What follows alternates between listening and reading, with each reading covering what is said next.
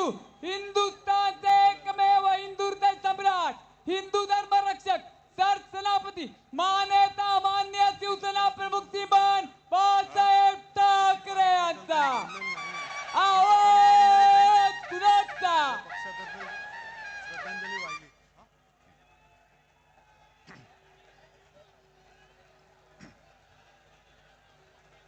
जमलेल्या माझ्या तमाम हिंदू बांधवांनो, भगिनींनो आणि मातांनो,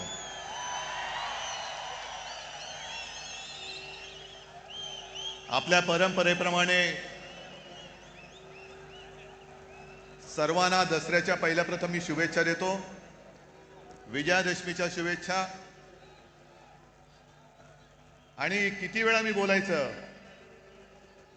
की अशी जीवाला जीव देणारी माणसं हेच खरं आयुष्यामधलं सोनं असतं. आणि म्हणूनच अनेक पक्षांचं आपल्या शिवसेना फोडण्याकडे लक्ष आहे. आणि त्यांना असं वाटलं की काही जणांनी त्यांनी पळवलंय, जे पळवलं ते पितळ होतं, सोनं माझ्याकडेच आहे.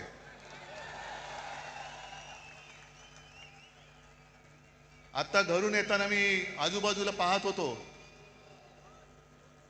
वाघाचं कातडं पांघरलेल्या लांडग्याची गोष्ट आपल्याला माहिती आहे, पण बाळासाहेबांची भगवी शाल पांघरणाऱ्या गाढवाचं चित्र मी आज पहिल्यांदा पाहिलं. गाढवावरती किती शाली टाका, गाढव ते गाढवच. आणि जसा आता संजय राऊत यांनी उल्लेख केला, अमित शहांचा जोड्याचा भार वाहणारे गाढव. जाऊ द्या, त्यांना जोडे लाख लाभोत. जनता पण मारणारे एक दिवस, तो दिवस पण काही लांब नाहीये. आज मुद्दामून ही सभा हा मेळावा अनेक जण सांगत होते की कसा घेणार. म्हटलं जसा नेहमी घेतो तसाच घेणार. आणि आजपर्यंत जेवढा जसा मोठा मेळावा झालाय त्याहीपेक्षा मोठा मेळावा आज होणार. मला माहिती आहे सगळीकडे चिखल झालेला आहे. याचं कारण कमळाबाई. आता तुम्ही म्हणाल पावसाचा आणि कमळाबाईचा काय संबंध. पण कमळाबाईच्या कारभाराने कमळाबाईंनी स्वतःची कमळं फुलवून घेतलेत, पण जनतेच्या आयुष्याचा चिखल करून टाकलेला आहे. आणि अंबादास, तुम्ही शेतकऱ्यांचा विषय पूर्ण मांडलात. जी हालत शेतकऱ्यांची झाले त्याची थोडीशी चुणूक आपल्याला येईल या पावसात भिजताना आणि चिखलात बसल्यावरती. घरादाराचं संपूर्णपणे चिखल झालेलं आहे त्यांच्या. शेतकऱ्याची शेतजमीन तर वाहून गेलीच, पण घरादारामध्ये सुद्धा चिखल घुसलेला आहे. राहायचं कुठे. शेतकरी जो आपल्याला अन्नधान्य देतो, 2 घास देतो, तो शेतकरी आज विचारतोय की आम्ही खायचं काय. ही अशी परिस्थिती यापूर्वी कधी आलेली नव्हती. हे एवढं मोठं संकट.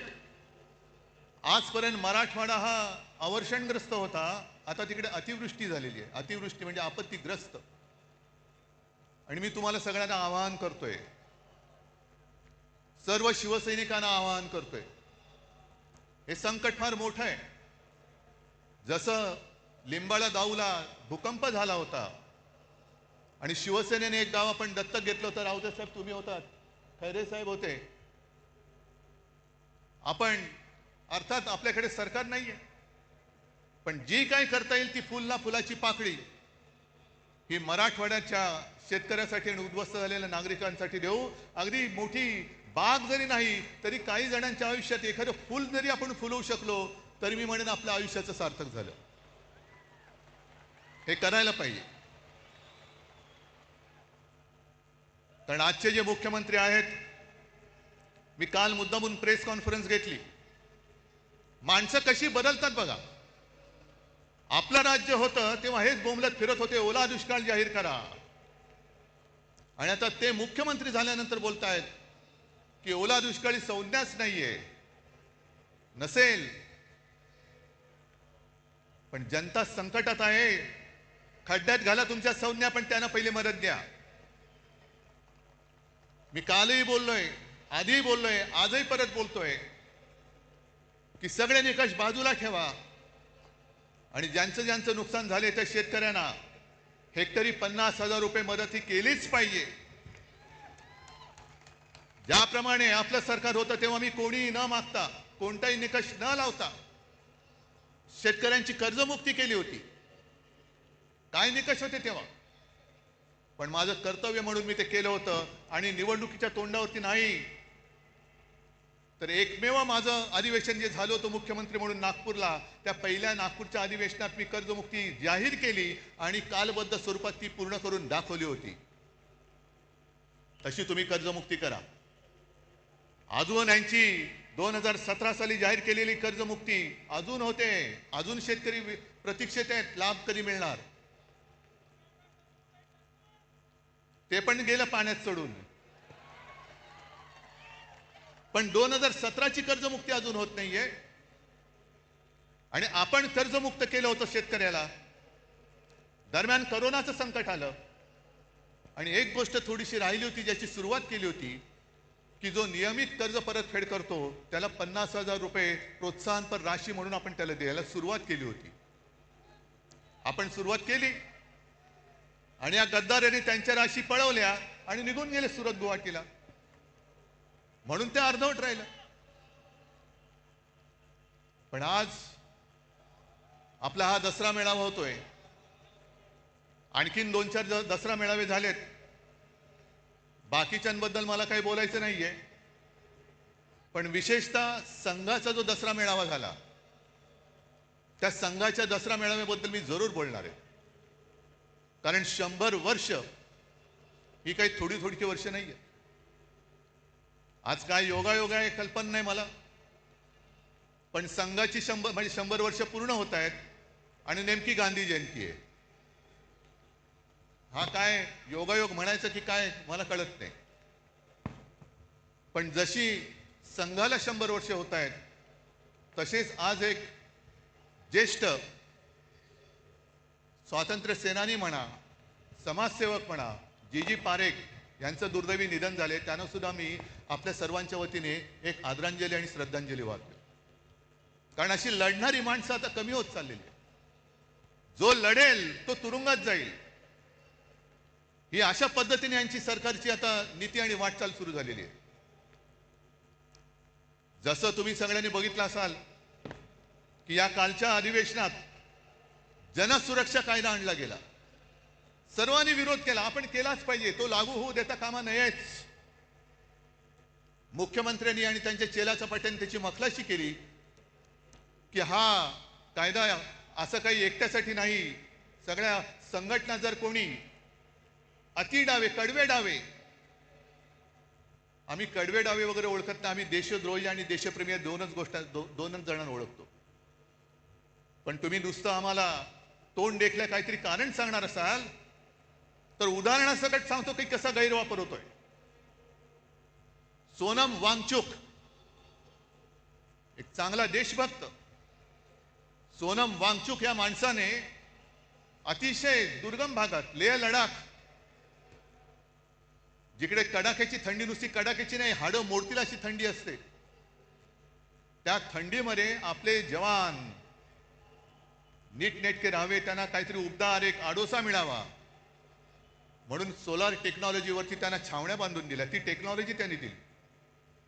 पाण्याचं दुर्भिक्ष होतं, ते दुर्भिक्ष होऊ नये, पाणी मिळालं पाहिजे म्हणून त्यांनी आईस तुपाची योजना आणली. काल परवापर्यंत जे मोदींची स्तुती करत होते, पण त्यांनी आंदोलन सुरू केलं का? न्याय हक्कासाठी. लेह लडाखला न्याय हक्क मिळालाच पाहिजे. न्याय हक्क ही लोकशाहीतली मूलभूत गरज आहे आणि न्याय हक्कासाठी त्यांनी लढाई करत होते, करतायत. उपोषण चालू ठेवलं होतं, पण सरकार ढुंकून बघायला तयार नाही. मग पेटले सगळे. काय त्याला आता जेनजी जसं नेपाळमध्ये पेटले, लेह लडाखमध्ये रस्त्यावरती आले आणि मोदी बाबांनी त्यांना सरळ उचलून रासुकाखाली आत टाकून दिलं. जा, 1 वर्षाचा बाहेरच पडणार नाही. हा जनसुरक्षा कायदा, हम करे सो कायदा, तोच आपल्याला तोडून मोडून टाकायचा आहे. तोच तोडून मोडून टाकायचा आणि टाकलाच पाहिजे. कारण मोदींची स्तुती करत होते तोपर्यंत वांगचूक हे देशद्रोही नव्हते. पण त्यांच्यावरती आता आरोप ठेवलेत की तुम्ही पाकिस्तानमध्ये जाऊन आलात, एका शिष्टमंडळात ते पाकिस्तानला गेले होते, म्हणून देशद्रोही म्हणून जर वांगचूक यांना अटक होणार असेल तर नवाज शरीफचा केक गपचूप जाऊन खाऊन येणाऱ्या मोदींना काय म्हणायचं ह्या सुद्धा प्रश्नाचं उत्तर आम्हाला मिळालं पाहिजे. न्याय हक्क मागणं हा या देशामध्ये देशद्रोह होतोय. आणि म्हणून काही वेळेला असं वाटतं की या सगळ्या कमळाबाईंनी चिखल करून ठेवलाय. जो म्हणतोय ते तुम्हाला आता कळेल. एक एक गोष्टी मी तुम्हाला सांगेन तसं. एक तर भाजप आणि प्रशासन सरकार चालवण्याचा सूत्राम संबंध नाही, दुरान्वयाने सुद्धा संबंध नाहीये. 3 वर्ष मणिपूर जळतंय. आता काल परवाकडे मोदी मणिपूरमध्ये गेले. 3 वर्ष जळते मणिपूर. तिथल्या महिलांची धिंड निघते, धिंडवडे निघतात अब्रूचे. ना मोदी जायला तयार, ना दुसरे व्यापारी जायला तयार. पण एवढं करून मोदी गेले. आम्हाला असं वाटलं की मोदी काहीतरी तोडगा काढतील, ज्यांच्यावरती अत्याचार झाले त्यांना काहीतरी सांत्वन करतील. पण गेल्यानंतर त्यांचं भाषण आलं होतं. हसायचं की रडायचं. मणिपूरमध्ये गेल्यानंतर मोदीजीने भाषण केलं, मणिपूर के नाम में ही मणी है. अहो, ते तिकडे जाऊन कशाला बघायला पाहिजे? आम्हाला इथेही कळतं, म्हणून मराठी सक्तीची पाहिजे. मणिपूरमध्ये जाऊन तुम्हाला मणिपूरमधला मणी दिसला, पण मणिपूरच्या जनतेच्या डोळ्यातलं पाणी नाही दिसलं. तिथली जनता रडते, तिथली जनता आक्रोश करते. पण आमचे पंतप्रधान तिकडे जाऊन मणिपूर के नाम में ही मणी है. कशाला जाता मग तिकडे? ही जी यांची सगळी जी वृत्ती आहे, मला असं वाटतं काही वेळेला विचार केल्यानंतर की भाजप म्हणजे आता अमिबा झालेला आहे. अमिबा म्हणजे तो एक पेशीय प्राणी असतो, काय जीव असतो, तो सगळ्यांना शाळेमध्ये होता. अमिबा वाटेल तसा वेडा वाकडा कसाही पसरतो, जिकडे लागेल तिकडे युती करतो. झालं काम की इकडचा हात काढला तिकडे हात करतो, तिकडचा. पण एक पेशी मीच शरीरात गेलं तर पोट बिघडतं, तसे समाजात घुसले तर शांती नाहीशी होते. म्हणून मी त्यांना अमिबा म्हणतोय, म्हणून अभिमा म्हणतोय. आणि आमचे जे मुख्यमंत्री आहेत, हे मुख्यमंत्री आम्हाला शिकवत आहेत. म्हणून मी बातमी घेऊन आलोय. इंडिया टुडेने सर्वे केलाय, तुमच्यापर्यंत आलाय. इंडिया टुडेने एक सर्वे केला की most popular CM across India. आता गेल्या 2-3 महिन्यातला सर्वे आहे, म्हणून मी त्याचं कागदच घेऊन आलेलो आहे. आपल्या वेळेला पहिल्या 5 मध्ये महाराष्ट्राचा मुख्यमंत्री येत होता. माझं कर्तृत्व नव्हतं, हे तुमचं सहाय्य होतं. महाराष्ट्राच्या जनतेचं कौतुक होतं, ते माझं नव्हतं. पण आज जो हा सर्वे झालेला आहे, आलेला आहे, त्याच्यामध्ये सगळ्यात पॉप्युलर उत्तर प्रदेशचे मुख्यमंत्री योगी, नंबर 1, 2 ममता, 3 चंद्रबाबू, 4 नितीश कुमार, त्याच्यानंतर स्टॅलिन, नंतर काय ते पिनारवी विजयन, मग रेवंता रेड्डी, मोहन यादव, हेमंता विश्वकर्मा शर्मा आणि 10व्या ह्याच्यावरती आमचे मुख्यमंत्री देवेंद्र फडणवीस. नशीब 10वे नाही तर फडणवीस म्हणून 20वे आले असते. अहो, येणार कसे? सगळी बजवचपुरी करून ठेवलेली आहे. काय केलं काय तुम्ही आजपर्यंत? आज सुद्धा बातमी आली की कुठल्या एका अधिकाऱ्याच्या ऑफिसमध्ये धाड टाकली, अधिकाऱ्याला पकडला रंगेहात. वसई विरारच्या महापालिकेच्या आयुक्ताला पकडलं होतं. अधिकारी पकडले जात आहेत, पण मंत्री राजरोस बॅगा उघड्या टाकून खोलीमध्ये बिनधास्त बसलेले आहेत. त्यांना यांना हात लावायची हिंमत होत नाहीये. मंत्र्यांच्या नावाने दारूचे परवाने दिले जात आहेत. आईच्या नावाने, पत्नीच्या नावाने डान्स बार काढले जात आहेत. पुरावे सादर केले, विधिमंडळात सादर केले, तरी सुद्धा देवेंद्र फडणवीस त्या मंत्र्यांना समज देऊन सोडून देत आहेत. हे बरं नाही, पुढच्या वेळेला पुरावा दिसता कामा नये. हे तुमचं राज्य, हा तुमचा कारभार. आणि म्हणून मला RSS मोहन भागवत यांना विचारायचे काही प्रश्न. हे मी प्रश्न लिहून आणलेले, पण आता याचे कागद ओले झालेत आहेत तरी, कारण आता निवडणुका येत आहेत. मुंबई महापालिकेची निवडणूक आहे. निवडणूक तुम्ही लावाच, जनता वाटच बघते. कारण आज येताना सुद्धा मुंबईच्या रस्त्याची झालेली चाळण हे सगळेजण बघतायत, अख्खी मुंबई भोगते. जरा कुठे पाऊस झाल्यानंतर तुंबणारी मुंबई, तुम्ही ते मेट्रो आणि मोनो चालू ठेवण्याच्या ऐवजी मुंबईमध्ये आता बोट सेवा सुरू करा. मेट्रोचं स्टेशन तुंबतंय, मोनोरेल लटकते, खड्डे पडतायत, ट्रॅफिक वाढतोय, आणि हे आपले महापालिकेत भाजपचा महापौर झालाच पाहिजे म्हणून बोंबलून हे पुन्हा दिल्लीला जातात अमित शहा. आणि मग जसजशा निवडणुका जवळ येत आहेत तसतसे आता भाजपवाले यांना दुसरा उद्योग नाही, हे पुन्हा हिंदू मुस्लिम करायला लागलेले आहेत. असतील इकडे सुद्धा मुसलमान आले असतील, येऊ द्यात. कारण शिवसेना प्रमुखांनी सांगितलेलं आहे की या देशामध्ये धर्म कोणाचाही कोणताही असू शकतो. आम्ही हिंदू आहोत, कोणी मुसलमान आहेत, कोणी ख्रिश्चन आहेत. धर्म कोणाचा कोणताही असला तरी राष्ट्र धर्म हा एकच असला पाहिजे, तो म्हणजे आपला हिंदुस्थान. धर्म आपल्या घरामध्ये ठेवा, पण घराच्या बाहेर जेव्हा आम्ही पडतो तेव्हा आमचा देश हाच माझा धर्म, ही शिवसेना प्रमुखांची शिकवण आहे. आणि तुमचं काय हिंदुत्व? म्हणून मला मोहन भागवतांना विचारायचंय, आणि जे भाजपवाले आमच्या अंगावरती येत आहेत की ह्यानी मुंबई जिंकले तर खान महापौर होईल. अरे तुम्ही मुंबई जिंकू शकत नाही तर त्या अदानीच्या चरणावरती मुंबई तुम्ही समर्पयामी करून देऊन टाकाल. जानवं घालाल, शेंडी ठेवाल आणि अदानी नाम समर्पयामी. ही काय व्यापारी म्हणून तुम्ही इकडे मुंबईकडे बघताय, आम्ही आमचा जीव म्हणून मुंबईकडे बघतो आहोत. आणि आम्हाला जर का हिंदुत्व शिकवण्याचा प्रयत्न करत असाल तर पहिला आम्ही भाजपला परत सांगतो, तुमच्या फडक्यावरचा हिरवा रंग काढून टाका आणि मग आमच्याशी हिंदुत्वाच्या गप्पा करा. पहिलं ते तुमचं फडकं आहे, फडकच आहे, तो भगवा असूच शकत नाही. कारण भगवा हा शिवसेनेच्या हातामध्ये आहे, शिवसैनिकाच्या हातामध्ये आहे. तुमच्या फडक्यावरचा हिरवा काढा आणि मग आमच्या अंगावरती या. आणि मग 100 वर्ष झाल्यानंतर मोहन भागवतांना मी सांगतोय की भागवत साहेब, हे तुमचे चेले चपाटी आहोत. 100 वर्ष झाल्यानंतर तुम्हाला समाधान आहे का की ज्या कामासाठी 100 वर्ष संघाने मेहनत केली आणि त्या मेहनतीला आज लागलेली ही विषारी फळं, ही फळं बघितल्यानंतर तुमचं समाधान होतंय का? तुम्हाला आनंद मिळतोय का की याजसाठी केला होता अट्टाहास, ही विचारी सगळी फळं त्या झाडाला लागलेत? आणि मला असं वाटतं की कदाचित भागवत साहेबांना सांगता येत नसेल, पण RSSचा हेतू ब्रह्मदेवाचा बाप होण्याचा असेल. पण ब्रह्मदेव नाही झाला, ब्रह्म राक्षस झालेला आहे.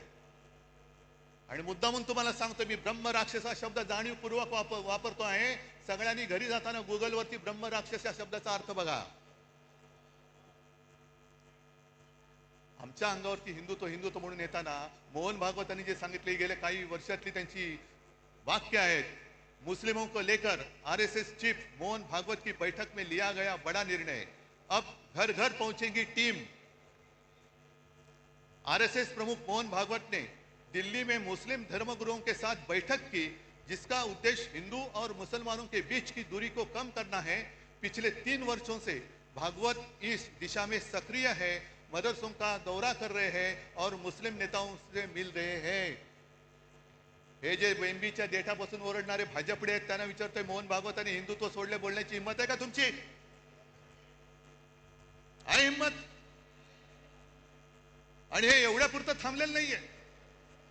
या बातम्या ज्या आहेत, 2022 ची बातमी एक आहे की मोहन भागवत यांनी मशिदीला भेट दिल्यानंतर त्यांचे मुसलमानांचे जे सर्वोच्च नेते आहेत उमर अहमद इलियासी यांनी त्यांचा राष्ट्रपिता म्हणून उल्लेख केला.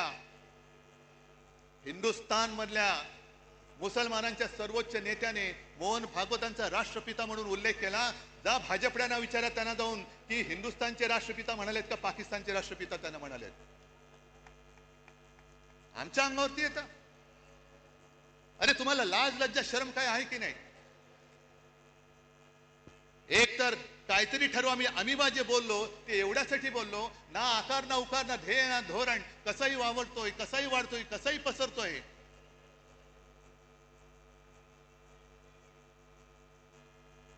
आणि जरा थांबा, मला बोलू द्या, नाही तर इकडून भाषण करा. हे एवढ्या पुरतं थांबत नाहीये. मोहन भागवत बोललेले आहेत की या देशामध्ये राहतो तो प्रत्येक जण हिंदू आहे. मग हे तुमचे जे चेले चपाटे करतायत, हिंदू मुस्लिम, आम्ही जे सांगतोय परत मी त्याच्यावर ठाम आहे की हा देश जो स्वतःचा मानतो तो आमचा आहे. त्या सोफिया कुरेशी